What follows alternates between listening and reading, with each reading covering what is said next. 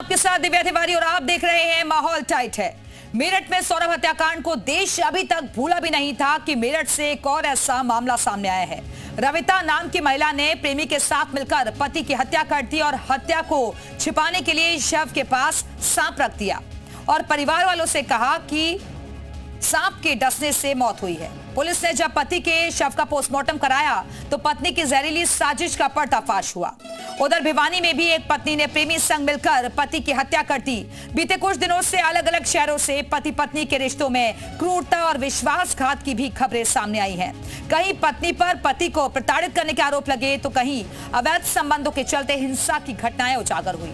आए दिन ऐसे मामले सामने आ रहे हैं जिनमें दाम्पत्य जीवन में संवाद, विश्वास और सम्मान की कमी को दर्शाते हैं। समाज में बढ़ती ऐसी घटनाएं ये सोचने पर मजबूर कर रही हैं कि आखिर शादी के रिश्ते में संवेदनशीलता और नैतिकता को बनाए रखने के लिए पति पत्नी को सामूहिक रूप से क्या कदम उठाने चाहिए। आज इसी मुद्दे पर हम चर्चा करेंगे, लेकिन सबसे पहले खास रिपोर्ट आपको दिखाते हैं। प्रेमी संग मिलकर ली पति की जान, सांप पर डाल दिया इल्जाम, डस लेगी मेरठ की मुस्कान। सौरभ हत्याकांड के 1.5 महीने के भीतर ही मेरठ से एक और ऐसा मामला सामने आया जिसमें पति के हत्यारण कोई और नहीं बल्कि उसकी पत्नी ही निकली। आपको मेरठ की मुस्कान याद होगी। 4 मार्च को मुस्कान ने अपने प्रेमी साहिल के साथ मिलकर पति सौरभ की हत्या कर दी थी और शव के टुकड़े कर उन्हें नीले रंग के ड्रम में भर दिया था और ऊपर से सीमेंट से सील कर दिया था। 15 अप्रैल को रविता और उसके प्रेमी अमरदीप ने मिलकर पति अमित की हत्या कर दी। हत्या के बाद गुमराह करने के लिए शव के पास सांप रख दिया। हालांकि पोस्टमार्टम रिपोर्ट में रविता और उसके प्रेमी की जहरीली करतूत उजागर हो गई। मेरठ की रविता एक और मुस्कान के रूप में सामने आई जिसने प्रेमी के साथ मिलकर अपने पति को मारने के लिए ऐसी साजिश रची जिसके बारे में सुनकर हर कोई दंग रह गया। पहले तो महिला ने अपने पति का गला घोटा और फिर सांप से डसवाया जिससे घटना को सांप काटने से हुई मौत बताया जा सके, लेकिन पोस्टमार्टम रिपोर्ट ने कातिल पत्नी का पर्दाफाश कर दिया। उन्होंने सोचा चलो अस्पताल में दिखा लें, वहां से पोस्टमार्टम की बात होगी। तो यहाँ अमिता के रविता के घर वाले भी आए हुए थे। ये जिद पकड़ गई पोस्टमार्टम नहीं होने देंगे। बताया जा रहा है कि रविता ने पहले पति का मर्डर किया और उसके बाद हत्या छिपाने के लिए सपेरे से 1000 रुपए का वाइपर सांप खरीदा और सांप को लाश के पास रख दिया। गुमराह करने के लिए परिवार से कहा कि सांप के डसने से अमित की मौत हो गई। दरअसल रविता का पति के ही दोस्त अमरदीप से अफेयर था जिसके कारण आए दिन रविता और अमित में झगड़ा होता था। लिहाजा अमित को रास्ते से हटाने के लिए हत्या की प्लानिंग की हत्याकांड को अंजाम दिया गया। सांप महमूदपुर से मंगाया गया था निखिल नाम के लड़के से। लहसुन में ये मुझे दे गया था, 1000 रुपए दिए थे उसको। पोस्टमार्टम रिपोर्ट पाकर मेरठ पुलिस एक्शन में आई और लोगों के शक के आधार पर मृतक अमित की पत्नी रविता को हिरासत में लेकर पूछताछ की गई। तब जाकर मृतक की पत्नी रविता ने कबूल किया कि उसने अपने प्रेमी अमरदीप के साथ मिलकर अमित की हत्या की है। पोस्टमार्टम रिपोर्ट आने के बाद उसमें पता चला कि स्मूथलिंग आया है और थ्रोटलिंग आया है। तो परिजनों से संपर्क करके तत्काल थाना पुलिस के द्वारा हत्या का मुकदमा दर्ज किया गया और इसमें संलिप्त व्यक्ति अमित की पत्नी रविता और गांव के ही उनके एक जिससे उनका प्रेम संबंध था अमरदीप, उनको गिरफ्तार किया गया है और उनको न्यायिक दंडात्मक में आज किया जा रहा है।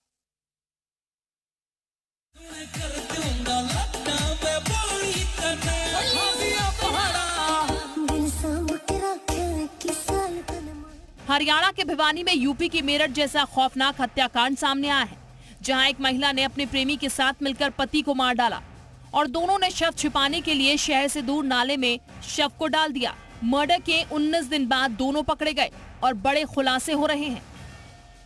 हत्या इन्होंने जब ये आया वहाँ को बुलाया तो उसके बाद सुरेश ने आते ही अपने एक चद्दर से उसका मुंह दाब दिया और गला दबा दिया और उसकी जो लेडी उसकी पत्नी थी उसने एक सोटा है वो सिर में मारा और उसके बाद चुन्नी से दोनों ने गला दबा दिया। मेरठ में मुस्कान ने भी अपने प्रेमी के साथ मिलकर अपने पति की हत्या कर दी थी और उसके टुकड़ों को ड्रम में छिपा दिया था। पुलिस ने इनकी साजिश का पर्दाफाश किया। सौरभ की हत्या के आरोप में पुलिस ने दोनों को गिरफ्तार कर लिया। फिलहाल दोनों जेल में हैं। ब्यूरो रिपोर्ट, जी मीडिया। पहले ड्रम, फिर नागराज और अब ऐसे में पति जो है परेशान नजर आ रहे हैं। आइए इसी मुद्दे पर हम चर्चा करते हैं। ब्रजेश तिवारी हमारे सहयोगी मेरठ से मृतक अमित के परिवार के साथ मौजूद हैं। इसके अलावा हमारे साथ बरखत रेहान जुड़ी हुई हैं, अध्यक्ष हैं पुरुष आयोग से। डॉक्टर अनीता गौतम मनोवैज्ञानिक हमारे साथ मौजूद है। बहुत बहुत स्वागत है आप दोनों का। लेकिन चर्चा की शुरुआत सबसे पहले ब्रजेश मैं आपके साथ ही करूंगी। आप क्योंकि परिवार के साथ ही मौजूद है, जरा रिश्तों को लेकर बातचीत करिए। दोनों के बीच कब से रिश्ता ठीक नहीं चल रहा था? शादी को कितने साल हो गए थे? और क्या इससे पहले भी कभी कोई इसी तरीके की साजिश की गई थी रविता की तरफ से मारने की? देखिए, अमित के माताजी हमारे साथ हैं और इनसे ही पूछते हैं दोनों के बीच पिछले कुछ महीनों में क्या कुछ चल रहा था। कब शादी हुई थी अमित की और रविता की? 8 साल हो गए। साड़ के महीने में हुई थी, अगले महीने में 8 साल हो जाएंगे। अगले महीने 8 साल पूरे हो रहे हैं। हाँ, साड़ में। कभी दोनों में मनमुटाव, किसी बात को लड़ाई झगड़ा किसी बात को लेकर होता रहा है पहले? तो तन मन से तो हो ही जाती, जरा मरा सी देर को नहीं, कोई नहीं, बिल्कुल बढ़िया रहते। चाहे रविता कुछ भी बता दो उसके कत्ल करे बाद, अन्नी बहुत बढ़िया रखा था। रविता कभी झगड़ा करती थी? नहीं करती, अब करने लगी थी। साल भर सब पूरे नखरे। क्या वजह क्या थी उसकी? बस यही वजह यही थी, जब दूसरे से मिली हुई थी, ये वजह ये चीज थी। तो आप लोग को पता था कि अमरदीप के साथ वो मिलती थी, दोस्ती थी अमरदीप के साथ? जब हमें नहीं पता था, हमारे परिवार वालों ने वो देख लिया था अमरदीप, हमारी रविता ने निकाला जब वो हिंसा गेट खोल कर, तो हमारे परिवार वालों ने देख लिया था। तो हमें माँ बेटों को ऐसा विश्वास दे दिया था अपने आदमी को और मुझे, तो हमें विश्वास नहीं आया था। 1 महीने बाद, 1 महीने से अब जा हमें विश्वास आया था जब हमारे लड़के को पीट गए थे वे दोनों भैया। ये कौन, जो अमरदीप और अमरदीप का भाई? का भाई, हाँ। या घर पे आके? हाँ, यहाँ से ले गए थे बुला कर। हमने सोचा काम वाले होंगे कि ये काम पे ले जा रहे। जब उन्हें सब पीट उठ कर जननी लारी छुटा कर जब पता लगा था हमारी बहू ने ना छुटाया था, तो जब हमें शक पहुंचा कि वो क्या कारण है जो इनने छुटाया नहीं। अमित ने कभी नहीं कहा कि रविता को समझाया नहीं या समझाने की कोशिश की तो वो मानती नहीं थी? कभी ऐसा भी हुआ था? जब गलत काम नहीं करती तो अपना सब उसमें ही रहती, तो वो भी अपने उसमें रहता। जब कर दी परेशान नहीं करी, और अब 1 साल से वो काम पे चला जाता, अपने कानों में रीढ़ लगाई और नू करा और बात करती फिर रही, जो हम बुझते किस्सा कर रही अपनी मम्मी से, अपनी बहन से। तो आप लोग को पता था अमरदीप के बारे में, जानकारी हो गई थी? फिर तो हमें पता लग गया था। अब क्या, जब जानकारी होगी थी हमारे परिवार वालों ने देख ली थी, मैं कहा ये बात वहीं से चल रही, उससे ही चल रही। अमरदीप के परिवार से बातचीत हुई कि ये गलत है, इस तरह के रिश्ते नहीं आगे चलने चाहिए? नहीं हुई थी, तो अपने बालक को कौन बता रहा हमारा गलत है? उन्होंने तो विश्वास है, उन्हें तो गलत ना था, उन्हें तो आज हुआ, आज गलत है। तो यानी परिवार को पता चल गया था। और इस बीच हमारे जो साथ एक है, इनके दोस्त हैं, भाई भी हैं अमित के, जब आप पहुंचे थे आप बता रहे थे कि पोस्टमार्टम के लिए लगातार वो मना कर रही थी। हाँ, उनकी जो अवभाव था, जो रविता थी, उसके अवभाव से लग रहा था जैसे वे पोस्टमार्टम के काफ़ी खिलाफ थी, वे पोस्टमार्टम नहीं चाहती थी। उन्होंने फ़ोन कर करके वहाँ इतनी बार फ़ोन करा कि मैं पोस्टमार्टम नहीं होने दूंगी, मैं वहीं आ रही हूँ, क्योंकि हमें डर ये था कि वो यहाँ आ गई तो वो कुछ ना, जैसे स्त्री है उसकी पत्नी थी, तो हम पत्नी की ज़्यादा सुनते पुलिस वाले, या पत्नी की मान सकते थे, तो हमने उसकी चोरी से पोस्टमार्टम करवाया था। यानी आप लोग को शक हो गया था शरीर पे जो चोट के निशान थे? क्या हमें उसका शक जब हुआ तो जो उसके साथ में काम करते थे या उसका साला था जिसके साथ वो साकुमरी गया था, उन्होंने कहा कि उसके चेहरे पे कोई चोट के निशान नहीं थे। वो जब हमने उसकी घरवाली से बात करी, वो कह रही कि इसके जो चेहरे पे ये निशान है, ये जो मशीन पर, सरसों की मशीन पर रहता है उसके निशान है, जबकि जिनके साथ सरसों की मशीन पर काम करता था उन्होंने कहा इसके चेहरे पर चोट ही नहीं लगी कभी। अमरदीप के बारे में, जो इनके दोनों के रिश्ते हैं, पुलिस कह रही है कि दोनों के बीच संबंध था, ये पुलिस का कहना है प्रेम संबंध था, इस सब की जानकारी क्या अमित ने कभी आप लोग से चर्चा किया, बताया? अब से 1 महीने पहले तक अमरदीप और जो अमित था उसके अंदर काफ़ी गहरी यारी थी। वो अमरदीप के कहने से अपने जैसे परिवार थे, चाचा थे, इनसे भी है ना लड़ने के लिए तैयार रहता है कि वो मेरा दोस्त है, तुम इसे गलत इल्ज़ाम लगा रहे हो। इतनी अच्छी दोस्ती थी? इतनी अच्छी दोस्ती थी, पर क्या हुआ, क्या तो उसने कभी बात करते देखा, तो जो लड़ाई हुई थी वो उसी चीज़ के ऊपर हुई थी कि इसने देख लिया उनको तो लड़ाई हुई, इसने उसको गाली दी अमित ने कि आज के बाद मेरे मत घर आना, तो फिर इसने अपने भाई को बुला के लाया और दोनों को पिटे। क्योंकि इस यहाँ से सह मिल रही थी ना उसको, जो इसकी पत्नी थी अमित की, वो सह देती थी। क्योंकि जब उस दिन वो पिटा है, अमित की जो घरवाली थी वो वहीं खड़ी रही, उसने उसको हाथ छुड़ाने की कोई कोशिश नहीं। परिवार को शक था। और ये सामने जो चारपाई आप देख रहे हैं, इसी चारपाई पर अमित लेटा हुआ था और सुबह तकरीबन 7:30 बजे के आसपास परिवार को जानकारी हुई, सपेरे को बुलाया गया। बुलाने के बाद पूरा का पूरा प्रकरण उस वक्त का ये था कि उसको लगातार उसकी जो पत्नी थी वो कह रही थी कि सांप ने डस लिया और सांप डसने की वजह से उसकी मौत हुई। फिलहाल पोस्टमार्टम रिपोर्ट जब सामने आया, जिसमें साफ पुलिस का कहना है कि उस पर चोट के निशान थे, बिल्कुल, गले पर चोट के निशान है, सांप के काटने से खुलासा हो पाया है। ब्रजेश आप बने रहिएगा, वापस आएंगे आपके पास। बरखा जी, अब मैं आपके पास आती हूँ, क्योंकि जो ऐसी घटनाएं लगातार तेजी के साथ बढ़ रही हैं, उससे जो पति समाज है, पुरुष समाज है, वो डरा हुआ है, अपने हक की बात कर रहा है कि सारे अधिकार तो महिलाओं के लिए ही हैं। वो जाए तो जाए कहां, किससे गुहार लगाए? बिल्कुल सही आपने कहा है कि पति जो है, पुरुष समाज बहुत डरा हुआ है। वो इतना डरा हुआ, उसे समझ नहीं आ रहा। पहले तो आत्महत्याओं की दर इतनी बढ़ी हुई थी, अभी हत्याओं की दर इतनी बढ़ गई है, परिवार टूट रहे हैं, लेकिन ये डरा हुआ जो पति समाज है, इनकी आवाज क्यों नहीं पहुंच रही हमारे कानून मंत्रियों के पास, अन्य मंत्रियों के पास, जुडिशरी के पास? क्यों नहीं, बदलाव क्यों नहीं आ रहा? आखिर क्या पुरुष ऐसे ही मरते रहेंगे? हम सिर्फ एक दिन इनके ऊपर बहस करेंगे, जिस दिन जिसका मर्डर हो जाएगा तब हम बहस कर लेंगे। चाहे सौरभ वाला नीला ड्रम ले लीजिए, चाहे नागराज ले लीजिए, चाहे मुजफ्फरनगर में कॉफी में जहर मिला दिया गया, चाहे अभी आप देख लीजिए, अभी यूट्यूबर के साथ जो लड़की भाग गई, उसने अपने पति को मार डाला, और फिर किस तरीके से कोई मोटरसाइकिल पर लाश लेके जा रहा है, कोई ड्रेन में लाश फेंक रहा है। कोई डर खौफ है ही नहीं इन महिलाओं को, इसलिए कोई डर खौफ नहीं है क्योंकि इनको, इनके लिए जो हमारे देश के नेता वो कहते हैं 7 खून माफ है।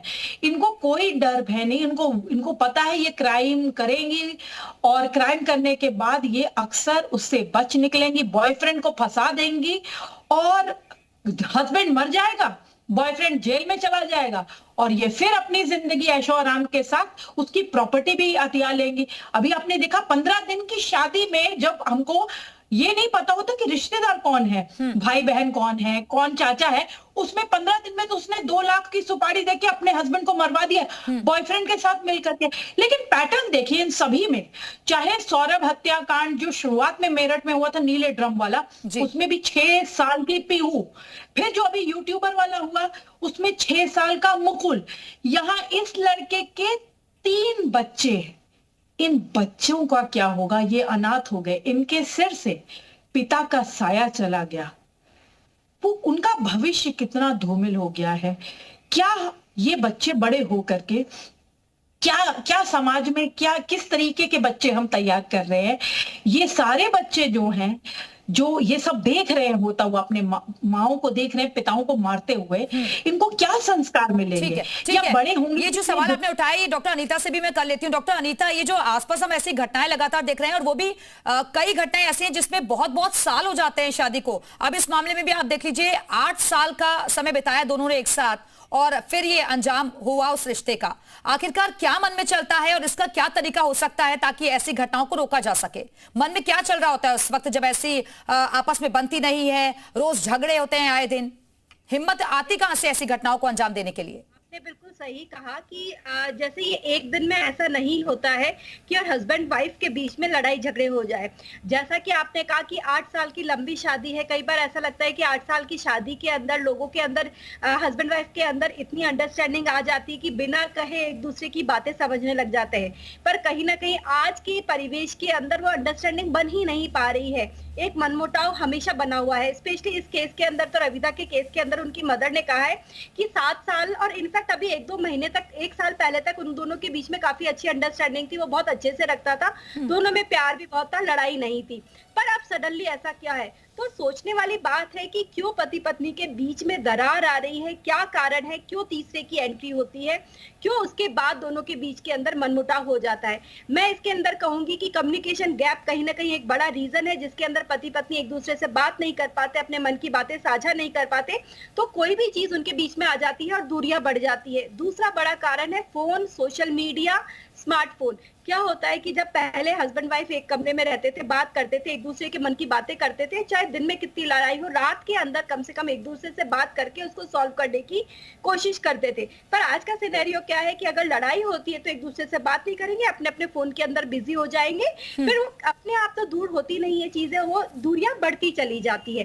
फिर होता है कि जब आपका जो साथ में फिजिकली प्रेजेंट है वो आपसे बात नहीं कर रहा है, पर जो दूसरा है, सामने वाला है, तीसरा है, या फोन पे है या कोई और है, जैसे इस केस में फ्रेंड है, वो आपसे बात करता है, आपसे मीठी मीठी बातें करता है, आपको प्रेज करता है कि आप बहुत सुंदर लग रहे हो। ये छोटी छोटी चीजें फिर कहीं ना कहीं मन में घर कर जाती है और वो उसकी तरफ आकर्षित हो जाते हैं। मैं ये नहीं कह रही हूँ कि ये बिल्कुल सही है या ये होना चाहिए, पर आम जो सिनेरियो है वो इस तरीके का ही है। फिर वो अपने हस्बैंड को या अपनी वाइफ को छोड़कर तीसरे के ऊपर आकर्षित हो जाते हैं कि नहीं, यही है जो मुझे प्यार करता है, मेरा हस्बैंड या वाइफ मुझे प्यार नहीं करते। पर इतना ज्यादा उनके अंदर ऐसा अपने लवर के लिए इतना ज्यादा प्रेम कि वो अपने हस्बैंड या वाइफ का मर्डर कर दे, ये एक बहुत ज्यादा विचारणीय बात है कि हिंसा के प्रति इंसान की जो संवेदनशीलता है बहुत ज्यादा खत्म हो रही है। ठीक है डॉक्टर अनीता, बरखा जी भी कुछ कहना चाह रही हैं। बरखा जी, देखिए, सबसे बड़ा कारण एक जो मेन है वो यहाँ पर आप देखिए एक्स्ट्रा मैरिटल अफेयर्स है। कोर्ट ने एडल्ट्री को डिक्रिमिनलाइज कर दिया था, और जब एडल्ट्री को 2018 में डिक्रिमिनलाइज किया था तब मैंने बहुत सारे चैनल्स पे ये बात रखी थी कि इस देश का भविष्य बहुत खतरे में है। यहाँ पर शादी नाम की जो संस्था है वो खत्म हो जाएगी और एक्स्ट्रा मैरिटल अफेयर्स में बहुत ज्यादा परेशानियां आएंगी, कपल्स के बीच में लड़ाई झगड़े, वायलेंस होगा और उसके बाद डाइवोर्स होंगे, मार काट होगी, क्राइम बढ़ेगा, और ये जो बच्चे हैं या तो अनाथालय में जाएंगे या अकेले रहना पड़ेगा, इनका कोई वाली वारिस नहीं होगा। और वही चीजें पूछ लेती हूँ, फिर अपने सहयोगी के पास में जाऊंगी। बरखा जी, ये कह सकते हैं कि ज्यादा एजुकेटेड होना, ज्यादा एडवांस होना भी इन सब घटनाओं को ज्यादा बढ़ावा दे रहा है? नहीं, एजुकेटेड होना तो बहुत अच्छी बात है, लेकिन सोशल मीडिया पे ऐसी बातों की रील्स देख देख के, ऐसे समाचारों को देख करके, और भय नहीं है, कोई भी कानून का भय किसी को नहीं है, मार काट पे उतरे हुए हैं अपनी हवस को अंजाम देने के लिए, अपने ही पति को काट पीट करके ड्रम में डालना, ये इतनी खौफनाक बातें हैं, ये हिला के झंझोड़ करके रख देती है। लेकिन ऐसी वारदातों का एक डॉक्टर अनीता, आप भी क्या मानेंगे कि सोशल मीडिया जो है, ज्यादा हम यूट्यूब का इस्तेमाल कर रहे हैं, ज्यादा टीवी का इस्तेमाल कर रहे हैं, फोन का इस्तेमाल कर रहे हैं, इसलिए घटनाएं बढ़ रही हैं?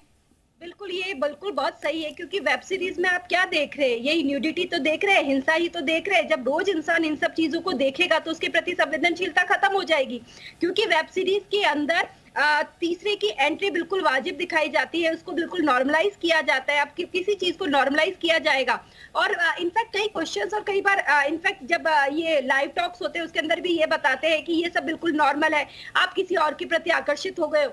जब यही चीजें नॉर्मलाइज हो जाती है तो आम समाज के अंदर इसका जो एक मिसाल होती है वो गलत तय होती है, लोगों के मन में अंदर धारणा बनती है कि ये बिल्कुल नॉर्मल है, और उसको इसको गलत करते हुए ऐसा नहीं लगता कि वो कुछ गलत कर रहे हैं। जबकि हमारे समाज के अंदर विवाह के अंदर दो कपल जो है वो एक दूसरे के प्रति समर्पित रहते हैं, और तीसरे की एंट्री के लिए लीगली भी इसको सही नहीं माना जाता, और सोशली भी हमारे समाज का भी ऐसा ही ढांचा है कि तीसरे की एंट्री को हमेशा गलत माना जाता है। पर अगर हम रोज वही चीज सोशल मीडिया, वेब सीरीज या टीवी सीरियल्स के द्वारा लोगों को पेश करेंगे कि ये बिल्कुल नॉर्मल है, इसमें कोई गलत नहीं है, लोगों की आम की हर एक की इच्छा है अपनी इच्छा को पूर्ति करना। सोशल मीडिया में भी हमें देखना चाहिए कि हम क्या देखें क्या नहीं देखें, और इसका भी बहुत ज्यादा असर कह सकते हैं कि आज के समाज पर पड़ रहा है। वापस आऊंगे आप दोनों के पास, ब्रिजेश के पास एक बार फिर से चलते हैं। ब्रिजेश, क्योंकि आप अमित के परिवार के साथ ही मौजूद हैं, क्योंकि एक बड़ा इसमें पॉइंट आया है कम्युनिकेशन गैप का, तो क्या रविता और अमित के बीच ठीक से बातचीत नहीं होती थी? कब से मनमुटाव दोनों के बीच रहने लगा था?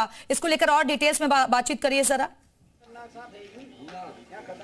देखिए, बिल्कुल परिवार से एक बार फिर से इसी सवालों का जवाब लेते हैं, क्योंकि जो इनके अमित की मां हैं, बहुत ज़्यादा हालत इनकी भी ठीक नहीं है, लेकिन फिर भी एक बार सवाल इनसे पूछते हैं। आप अभी बता रही थी कि दोनों के बीच सब कुछ ठीक चल रहा था, लेकिन पिछले 1 साल से ठीक नहीं था। वो फ़ोन लगातार देखती थी, लगातार फ़ोन सुनती थी। क्या कुछ देखती थी? क्या इस बात को लेके कभी आप लोगों ने मना किया कि इतना ज़्यादा फ़ोन ना देखो? हाँ, हमने कहा किस पर फोन करा, बतावा नहीं थी। 1 साल से 6 महीने से तो पूरी लगता कर रही थी, पर जब हमें विश्वास देवे थी, ऐसा हम बुझते कि किस पे कर रही फोन, अपनी माँ पे कर रही, अपनी बहन पे कर रही। अब उसकी माँ आई जब हमारे लौंडे की हत्या करी, हमने जब भी कहा तो उनने जब भी ये बताया बहन ने अपनों को, हाँ मेरे पे ही कर रहती। और जबकि उसकी शुरुआत थी बहन ला रहती, उसके लारा बहन थी। जब ही रुक्का मच गया था अपनों को वहाँ अमित की बहू वहाँ थी, तो पूरे मोहल्ले को हमारे पता लग गया था, पर हमारे लड़के ने विश्वास नहीं करा था। इतना दोनों में मधुर संबंध था कि इस तरह के आरोप लगने के बावजूद भी आपके लड़के ने कहा कि नहीं मेरी बीवी सही है। हाँ बीवी सही है मेरी, मैं जो झुट्टो ही मेरी बेइज्जती करवा रहे मोहल्ले वाले, उनने यो कहा। फिर मुझे भी तो मैं बता अपने बच्चे की आवा माँ को जरूर, तो मैं जब विश्वास मन ने कहा जो मैं कह दूंगी तो मेरे भी लारा रॉड है भाई, इसकी नज़र में आप ही आ जाएगी। उसकी नज़र में जब आप आ गई तो ये जब ही तो ये कारण हुआ, फिर तो हमारी भी आ गई। जब हम अपने लोंडे से बूझ रहे और लोंडा नो कह रहा कि मम्मी को भेद ना दे, टेंशन करे, और जो मैं बुझूती तो नो कहा जाता। अमित परिवार बचा के रखना चाहता था और पूरी तरीके से कोशिश की उसकी थी कि परिवार बिखरे ना। हाँ यही थी कारण जी, यही था। बहुत सल्लूक सा रहने वाला था वो, पर ये जो रविता थी जिस टाइम से ये बिगड़ गई थी, अमित को लड़ाई से सारे परिवार से अलग कर लिया था। कर तो नहीं लिया था, जब वो उसके बीच में दूसरा फंसावाया था, फिर ना अमित भैया से बोल रहा, ना बहन से बोल रहा, ना ताऊ चाचाओं से बोल रहा, यो मेरी बहन है इससे भी नहीं, ये चाचा किसी से नहीं, कोई मतलब नहीं।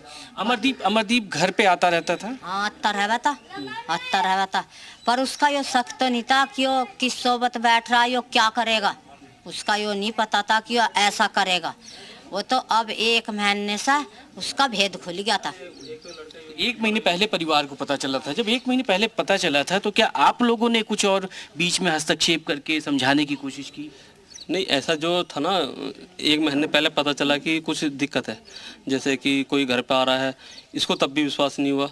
तो ये अब सिर्फ 20 दिन पहले जब झगड़ा हुआ था, एक बात हो रहा है, इन दोनों की ना पसंद से शादी हुई थी, लव मैरिज थी इनकी। हाँ इनकी दोनों की लव मैरिज थी, इन्होंने दोनों एक दूसरे को पहले पसंद करा। ये प्यार में दरार कैसे आ गई? जब प्यार से शादी तो हो ही माँ बाप की मर्जी से, पर इन्होंने ये पहले मतलब लव मैरिज कह सकते हो कि पहले इन्होंने एक दूसरे को देखा, पसंद करा, मुलाकात हुई कहीं, तो सब कुछ बिरादरी से और परिवार कुछ बिरादरी सब कुछ इतना अच्छा था, तो ये बीच में इतना दरार कि वो इतनी शातिर की इस तरीके की प्लानिंग करके और मर्डर कर दिया उसने।